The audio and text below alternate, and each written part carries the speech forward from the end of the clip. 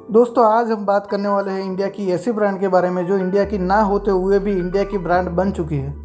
तो दोस्तों आज हम बात करने वाले हैं बाटा से ब्रांड बनने तक की कहानी। भारत के लोग बाटा को समझते हैं एकदम देसी ब्रांड और 127 साल पहले चेकोस्लोवाकिया से हुई थी शुरुआत।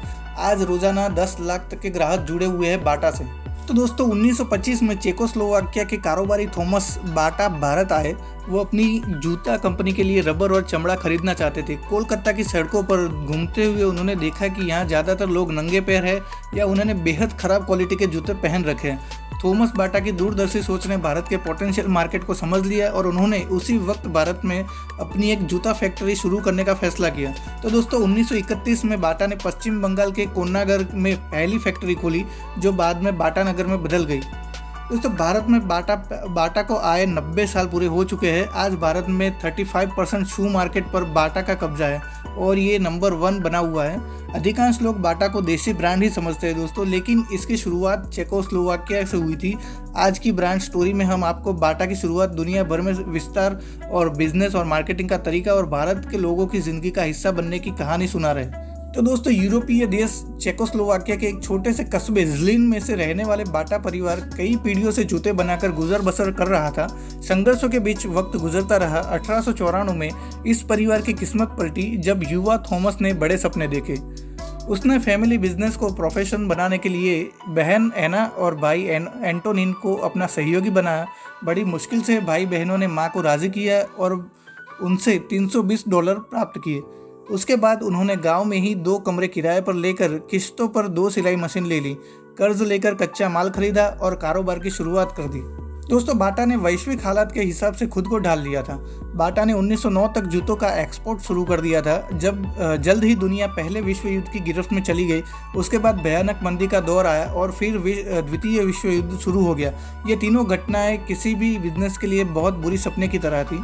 फिर भी बाटा ने फाउंडर्स ने बदलते हालात के मुताबिक मॉडर्न प्रोडक्शन की सारी टेक्निक को अपनाया। अब जूतों की मांग घटी तो उन्होंने कीमत भी आधी कर दी। 1926 से 28 के दौरान बाटा के कर्मचारी 35% बढ़ गए और थॉमस बाटा चेकोस्लोवाकिया के चौथे सबसे अमीर शख्स बन गए थे दोस्तों। तो दोस्तों भारत में बाटा की एंट्री कैसे हुई? भारत में लेदर और रबर खरीदने आए थॉमस ने भारतीयों को जूते पहनाने का बीड़ा उठा लिया। करीब 90 साल पहले 1931 में हमारे देश में बाटा आ गया था।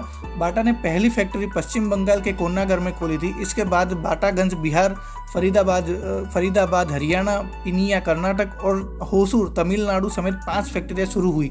इन सभी जगहों पर चमड़ा, रबर, कैनवास और पीवीसी से सस्ते, आरामदायक और मजबूत जूते बनाए जाते थे। आज भारत कंपनी का सबसे बड़ा इंटरनेशनल मार्केट है बाटा। भारत में बाटा ऐसा शू ब्रांड है जिसका अपना लॉयल मध्यम वर्गीय ग्राहक समुदाय है। तो दोस्तों भारत में बाटा का दिलचस्प सफ़र कैसा रहा, आइए बताते हैं आपको। जब बाटा ने भारत में कारोबार शुरू किया उस वक्त का शू मार्केट बिखरा हुआ था। सिर्फ जापान से इंपोर्ट किए हुए जूते और देसी जूते ही मौजूद थे। कंपनी ने शुरुआत में ही दाम कम रखे ताकि भारत के शू मार्केट पर अपनी पकड़ बना ली जाए। जूतों का नयापन, मजबूती और मार्केटिंग की बदौलत भारत की जनता ने बाटा को हाथों हाथ लिया। दोस्तों 1939 तक भारत में बाटा की 86 दुकानों में से करीब 4000 कर्मचारी काम करने लगे थे। कंपनी हर हफ्ते 3500 जोड़ी जूते बेचने लगी थी। 1952 में कंपनी ने चमड़ा शोध के लिए मोक में घाट बिहार में टेम्ब्रिज की शुरुआत की। दोस्तों 1972 में कंपनी ने $6.7 करोड़ रेवेन्यू जुटाया था। 70 के दशक में कंपनी ने सिर्फ जूते नहीं, जूते बनाने वाली मशीनों का एक्सपोर्ट भी शुरू कर दिया था। बाटा इंडिया की 1973 में पब्लिक कंपनी बन गई थी। ये दौड़ 1990 के दशक तक जारी रही। दोस्तों 1973 से 1990 तक ये पूरी दौड़ जारी रही थी। दोस्तों 1991 में भारत के बाजार खुल गए। दुनिया की कंपनियों ने भारत की तरफ रुख लिया।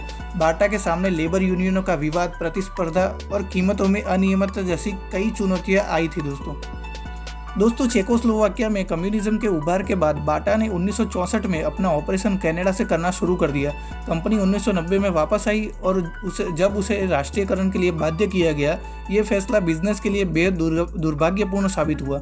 आखिरकार 2004 में बाटा का हेडक्वार्टर स्विट्जरलैंड के लुआसा ने चला गया और मालिकाना हक थॉमस बाटा ने पड़पोते थॉमस जे बाटा को ट्रांसफ़र कर दिया गया। खुद को दोबारा खड़ा करते हुए कंपनी ने अपने इंटरनेशनल ऑपरेशंस को खुद से काम करने की छूट देनी शुरू कर दी। इसी मॉडल का नतीजा है कि फ़िलहाल बाटा इंडिया की सिर्फ 53% हिस्सेदारी ही पेरेंट कंपनी बाटा कॉरपोरेशन के पास है। दोस्तों, भारत में बाटा टॉप पर बना रहा। बाटा ने भारत के शू मार्केट में बहुत जल्दी ही एंट्री मारी। इसका फ़ायदा ब्रांड स्थापित करने में मिला। बाटा ने अपना पूरा फोकस किफ़ायत और कंज्यूमर सेंट्रिक पर रखा। स्कूल शूज़ प्रोडक्ट के कंफर्ट की वजह से ये फैमिली ब्रांड का दर्जा पा गया और बाज़ार में टिका रहा। दोस्तों, बाटा के लिए भारत टॉप 3 रेवेन्यू वाले देशों में शामिल है। पिछले 10 सालों में कंपनी के स्टॉक प्राइस में करीब 1600% की बढ़ोतरी देखने को मिली है। बाटा इंडिया की सालाना कमाई मार्च 2020 में 3156 करोड़ रुपये पहुंच गई थी। हालांकि कोरोना महामारी की वजह से मार्च 2021 में ये घटकर करीब 1540 करोड़ रुपये ही रह गई। महामारी के बावजूद भी कंपनी लगातार अपने नए स्टॉक्स खोलने की दिशा में बढ़ रहा है। दोस्तों ये थी पूरी कहानी बाटा के इंडियन ना होने के बावजूद भी इंडियन ब्रांड होने की कहानी। तो दोस्तों, आपके सपोर्ट के लिए थैंक यू सो मच। और वीडियो आपको अगर अच्छा लगा हो तो वीडियो को लाइक, शेयर और सब्सक्राइब करना ना भूलें।